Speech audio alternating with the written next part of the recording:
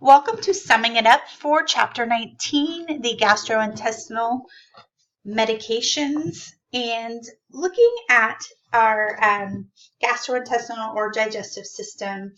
We need to know that in order for it to function optimally, it's important to understand how the food we eat and drink affects. Sometimes what we can consume can cause illness, pain, or even discomfort. There are 4 areas that the digestive system functions, and it is ingestion, digestion, absorption, and excretion. Again, it's responsible for ingestion, digestion, absorption, and excretion.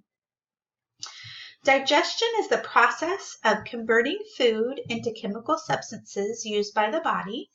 The hydrochloric acid, or HCl, in the stomach helps to break down food for absorption in the small intestine. The GI system is a vulnerable system and is vulnerable to bacteria and to parasitic infections. GI medications work to increase or decrease function by changing the muscle tone or by replacing deficient enzymes or increasing or decreasing the emptying time or rate of the passage through the system.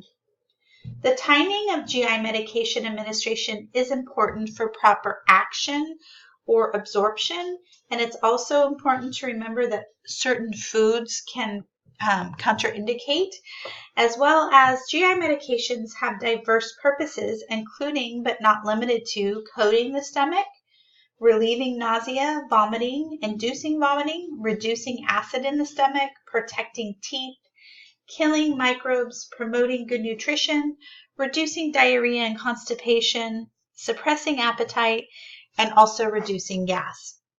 Hopefully you've learned a lot about these medications this week, and look at all the objectives that you have accomplished. Have a great day, and I'll see you next week in class. Bye-bye.